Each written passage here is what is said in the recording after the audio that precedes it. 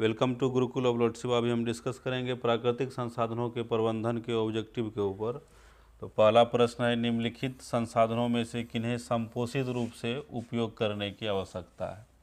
इसमें संपोषित का अर्थ होता है कि संपोषित रूप से उपयोग करने का अर्थ यह होता है कि प्राकृतिक संसाधनों का जो उपयोग है वह भविष्य को ध्यान में रख करके करना, यानी कि वर्तमान पीढ़ी में भी कोई दिक्कत नहीं हो और भविष्य में आने वाली पीढ़ी को भी कोई दिक्कत नहीं हो, तो उस तरीक़ा से प्राकृतिक संसाधनों का प्रयोग करना, यानी कि वर्तमान पीढ़ी में भी कोई दिक्कत नहीं हो, आने वाले भविष्य में भी आने वाली पीढ़ी को भी कोई दिक्कत नहीं हो, तो उसको बोलते हैं संपोषित रूप में उपयोग करना। तो इसमें जो कह रहा है कि निम्नलिखित संसाधनों में से किन्हें संपोषित रूप में से उपयोग करने की आवश्यकता है। तो पहला है ऑप्शन कोयला, दूसरा है पेट्रोलियम और तीसरा है वन और डी नंबर है उपयुक्त सभी। तो कोयला और पेट्रोलियम जो है यह भी सीमित संसाधन है, यह सीमित ऊर्जा स्रोत है, यह अनवीकरणीय संसाधन है। यह कोयला पेट्रोलियम जो है कि लाखों वर्ष लग जाता है इसको बनने में, तो कोयला पेट्रोलियम को भी संपोषित रूप में उपयोग करने की आवश्यकता है। वन को भी संपोषित रूप में प्रयोग करने की आवश्यकता है, इसलिए एक का हो जाएगा डी सही आंसर। तो नेक्स्ट है कि विश्व में कितने प्रतिशत भाग में जल पाया जाता है। तो विश्व में 70.8% भाग पर जल पाया जाता है, यानी कि ऑप्शन है 70%, 70% भाग पर जल पाया जाता है लगभग। तो विश्व में कितने प्रतिशत भाग में जल पाया जाता है, तो 70% इसका सही आंसर हो जाएगा। नेक्स्ट क्वेश्चन है कि निम्न में सबसे ऊंचा बांध कौन है।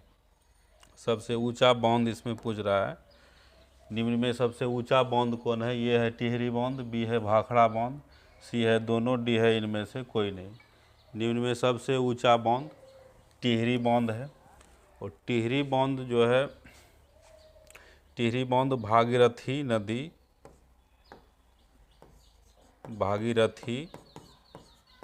टिहरी बांध भागीरथी और भिलंगना भागीरथी और भिलंगना नदी के संगम पर बनाया गया है। और टिहरी बांध जो है उत्तराखंड राज्य में है।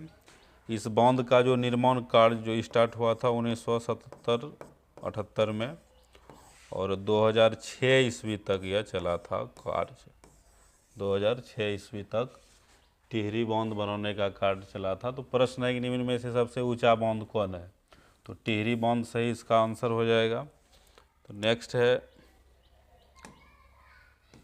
गंगा नदी की लंबाई है। गंगा नदी की जो लंबाई है लगभग 2500 किलोमीटर। गंगा नदी की जो टोटल लंबाई है 2500 किलोमीटर। नेक्स्ट क्वेश्चन है, टिहरी बांध का निर्माण किस प्रदेश में किया गया है। तो टिहरी बांध का जो निर्माण है उत्तराखंड प्रदेश में किया गया है। उत्तराखंड राज्य में टिहरी बांध का निर्माण किया गया है, और टिहरी बांध जो है भागीरथी और भिलंगना नदी के संगम पर बनाया गया है। तो नेक्स्ट क्वेश्चन है कि उभयलिंगी जंतु कौन नहीं है इसमें। तो उभयलिंगी का मतलब जो होता है, उभयलिंगी यानी कि वैसे जीव जिसमें नर और मादा दोनों एक में ही उपस्थित हो, उसको बोलेंगे उभयलिंगी। तो केचुआ ए नंबर ऑप्शन है, बी है कृमि, सी है हाइड्रा, डी है मछली। तो उभयलिंगी जंतु कौन नहीं है, तो केचुआ जो है यह भी उभयलिंगी है, कृमि भी उभयलिंगी है, हाइड्रा भी उभयलिंगी है। तो 6 का डी हो जाएगा आंसर, मछली उभयलिंगी नहीं है। नेक्स्ट है कि प्राकृतिक चयन का सिद्धांत किसने दिया। प्राकृतिक चयन का जो सिद्धांत है डार्विन ने दिया था। तो 7 का सही आंसर हो जाएगा सी, 7 का सी डार्विन। 8 नंबर है, प्रकृति में पाए जाने वाला सबसे महत्वपूर्ण अजैविक संसाधन निम्न में से कौन है। तो सबसे महत्वपूर्ण पूछ रहा है अजैविक संसाधन। अजैव का मतलब होता है कि वैसा संसाधन जो कि निर्जीव हो, तो इसमें भी सबसे महत्वपूर्ण, तो प्रश्न जो है कि प्रकृति में पाए जाने वाला सबसे महत्वपूर्ण अजैविक संसाधन निम्न में से कौन है? तो ए नंबर जो ऑप्शन है जल, बी है वन, सी है कोयला और डी है पेट्रोलियम। तो सबसे महत्वपूर्ण अजैविक संसाधन इसमें जल हो जाएगा, जल 8 का ए आंसर हो जाएगा। नेक्स्ट क्वेश्चन है कि 200 सेंटीमीटर से अधिक वर्षा वाले क्षेत्र को क्या कहा जाता है?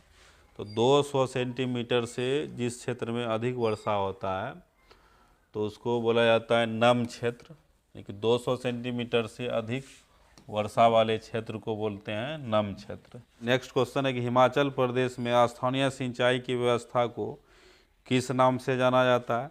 हिमाचल प्रदेश में स्थानीय सिंचाई की व्यवस्था को कुल्ह कहा जाता है। कुल्ह एक सिंचाई व्यवस्था है जो हिमाचल प्रदेश में स्थानीय सिंचाई व्यवस्था के नाम से जाना जाता है, तो कुल्ह। तो 10 का बी हो जाएगा आंसर।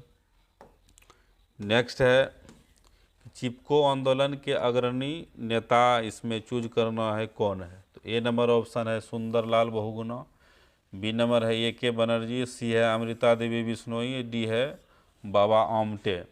तो चिपको आंदोलन के अग्रणी नेता इसमें सुंदरलाल बहुगुणा जी थे।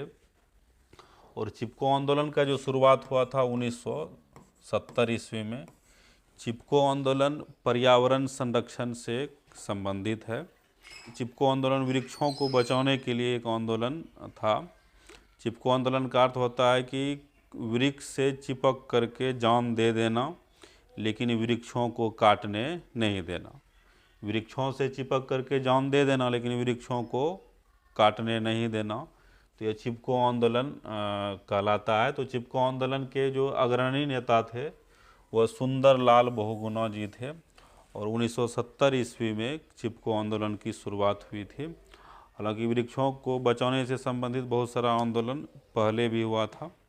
12 नंबर क्वेश्चन है कि जैव निम्नीकरण अपशिष्ट निम्न में से कौन है? जैव निम्नीकरण का मतलब होता है कि वैसा पदार्थ जिसका जैविक अवघटन होता है उसको जैव निम्नीकरण कहा जाता है। जैव निम्नीकरण में जो अवघटन होता है यानी कि जो सड़न होता है वह सूक्ष्म जीवों के द्वारा, कवक और बैक्टीरिया के द्वारा। तो कवक और बैक्टीरिया के द्वारा जो निम्नीकरण होता है इनमें किसका होता है, यही चूज करना है।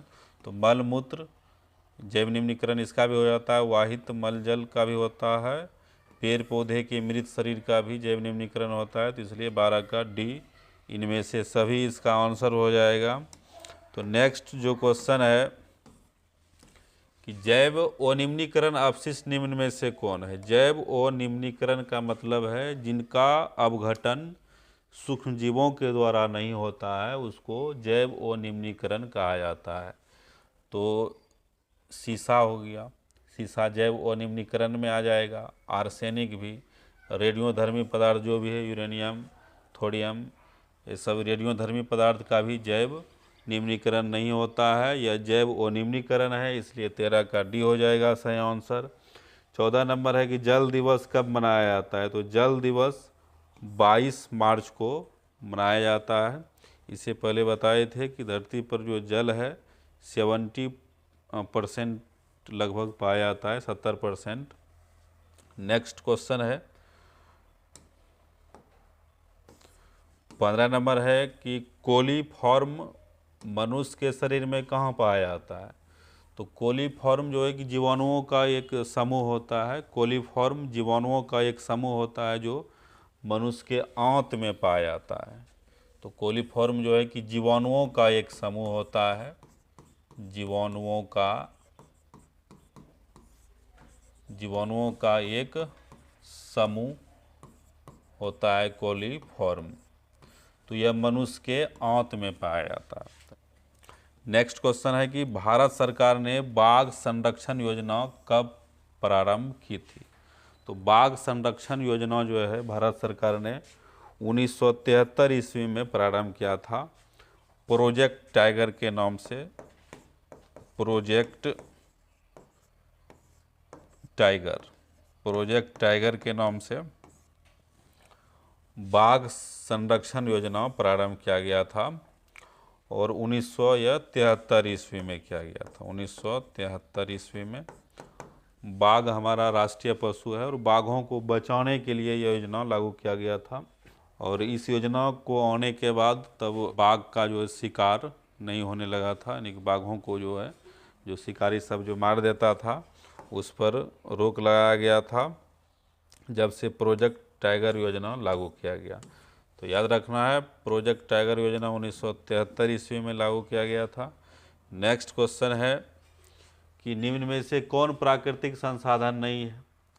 तो प्राकृतिक संसाधन तो वायु हो गया प्राकृतिक संसाधन, मृदा भी प्राकृतिक संसाधन, जल भी प्राकृतिक संसाधन, और कारखाने जो है कारखाने यह मानव निर्मित है।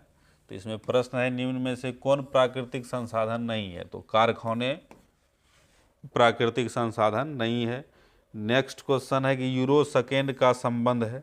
ए है वायु प्रदूषण से, बी है जल प्रदूषण से, सी है मृदा प्रदूषण से, डी है कोई नहीं। तो यूरो सेकेंड का जो संबंध है वह वायु प्रदूषण से है। यूरो सेकेंड होता क्या है कि यूरोपीय संघ के द्वारा वायु प्रदूषण को रोकने के लिए एक मानक होता है और इसी मानक को बोलते हैं यूरो मानक। और यूरो सेकेंड का जो उद्देश्य था शीशा रहित वाहन, यानी कि जो वाहन डीजल और पेट्रोल से चलता है तो डीजल और पेट्रोल में शीशा की मात्रा नहीं हो। शीशा जो है कि वायु प्रदूषक है, यह बहुत खतरनाक प्रदूषक होता है शीशा। तो इस पर बैन किया गया था कि वैसा वाहन का प्रयोग किया जाए जिसमें कि शीशा की मात्रा उसके ईंधन में डीजल और पेट्रोल में नहीं हो। तो यूरो सेकेंड का जो संबंध है वह वायु प्रदूषण से। तो नेक्स्ट क्वेश्चन है कि निम्न में से कौन एक भूमिगत जल का उदाहरण है? तो भूमिगत जल का जो उदाहरण है इसमें कौन? तो कुआं जो है कि भूमिगत जल का उदाहरण है। 20 नंबर प्रश्न है निम्न में से कौन एक उभयलिंगी जंतु है? तो उभयलिंगी का मतलब होता है वैसा जीव जिसमें कि नर और मादा दोनों उपस्थित हो, उसको बोलेंगे उभयलिंगी जंतु। इसमें है निम्न में से कौन एक उभयलिंगी जंतु है? केंचुआ उभयलिंगी जंतु है, मछली उभयलिंगी नहीं है, शेर भी नहीं है, बकरी भी नहीं है। तो केंचुआ इसका सही आंसर हो जाएगा। तो नेक्स्ट क्वेश्चन है कि कोलीफॉर्म है। तो कोलीफॉर्म बताए हैं कि जीवाणुओं का एक समूह होता है। तो 21 का बी हो जाएगा आंसर। स्वच्छ जल का जो पीएच होता है वह 7 होता है।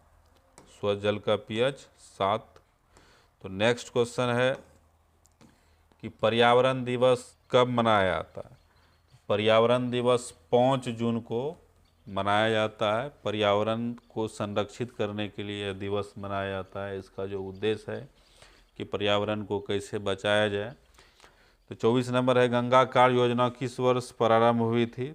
गंगा कार्य योजना 1985 ईस्वी में प्रारंभ हुई थी।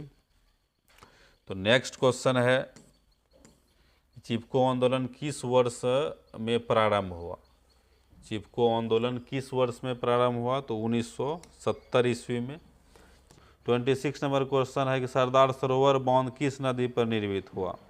तो सरदार सरोवर बांध नर्मदा नदी पर निर्मित हुआ, यानी कि यह गुजरात राज्य में नर्मदा नदी पर सरदार सरोवर बांध निर्मित किया गया। तो नेक्स्ट क्वेश्चन है कि साल वृक्षों के वन का लगभग 1272 हेक्टेयर क्षेत्र ग्रामीणों द्वारा बहुत बुरी तरह से निम्नीकृत होने से बचाया गया।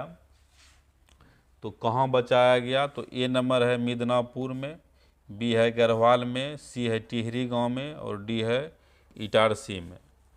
तो इसका सही आंसर हो जाएगा मिदनापुर में। मिदनापुर जो है पश्चिम बंगाल में एक जिला है मिदनापुर। नेक्स्ट क्वेश्चन है कि वनों के संरक्षण के लिए निम्न में से किन प्रक्रियाओं को नियंत्रित करने की आवश्यकता है? तो ए नंबर ऑप्शन है पेड़ों की अंधाधुंध कटाई, बी है अतिचारण, सी है खनन, डी है ये सभी। तो इसका तीनों हो जाएगा सही आंसर। नेक्स्ट क्वेश्चन है कि वे पदार्थ जो जैविक प्रक्रम द्वारा अवघटित हो जाते हैं तो उसको जैव निम्नीकरणीय कहा जाता है। तो 30 नंबर है पर्यावरण को बचाने के लिए 3 प्रकार के आर का प्रयोग किया जाता है, वे हैं। तो 3 प्रकार का जो आर है, तो ए नंबर इसका सही आंसर हो जाएगा, रिड्यूस, रिसाइकिल, रीयूज।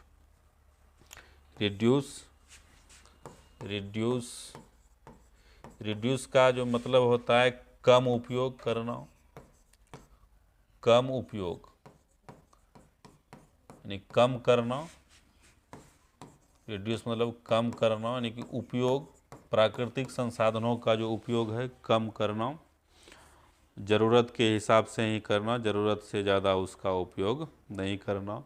जैसे मान लीजिए पंखा है या बल्ब है, पंखा और बल्ब को कम, अगर उसका कम हो गया पंखा का, तो उसका स्विच बंद कर देना चाहिए। दूसरा हो गया रिसाइकिल, रिसाइकिल, जो पदार्थ, जिस पदार्थ का हम उपयोग कर लिए अब वह अनुपयोगी हो गया, जैसे बहुत सारा लोहे का वस्तु है वह अब उपयोग लायक नहीं है, तो ऐसे स्थिति में उसको गला करके फिर उसको एक नया रूप दे करके उसका हम प्रयोग कर सकते हैं रिसाइकिल में।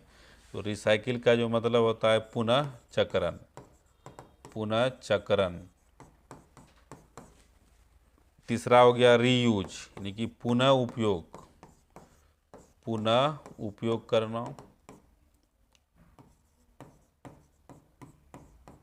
पुनः उपयोग का मतलब हुआ कि बहुत सारे वस्तु हैं जिसका हम लोग दोबारा उसको प्रयोग में ला सकते हैं, जैसे लिफाफा हो गया, तो लिफाफा का जो प्रयोग है हम दोबारा कर सकते हैं। या दुकान में कोई चीज़ खरीदने जाते हैं, उधर से जो डब्बा वगैरह सब प्लास्टिक का जो साथ में आता है, तो उसका प्रयोग हम घर में रसोई में कर सकते हैं किसी भी सामान को रखने के लिए। तो यह हो गया रीयूज। तो वही कह रहा है कि पर्यावरण को बचाने के लिए 3 प्रकार के आर का प्रयोग किया जाता है, वे है, ये हो गया रिड्यूस और रिसाइकिल, रीयूज। तो ये होगा 30 का, ये आंसर हो जाएगा। तो नेक्स्ट जो है 31 नंबर, 31 नंबर है क्या, जैव विविधता के लिए विशिष्ट स्थल क्या कहलाते हैं। तो जैव विविधता के लिए जो विशिष्ट स्थल है वह जंगल कहलाता है। जंगल जो है जैव विविधता के लिए एक हॉट स्पॉट स्थल है। तो 32 नंबर क्वेश्चन है कि अमृता देवी बिश्नोई का संबंध किस वृक्ष के संरक्षण से। अमृता देवी बिश्नोई का जो संबंध है खेजरी नामक वृक्ष से है।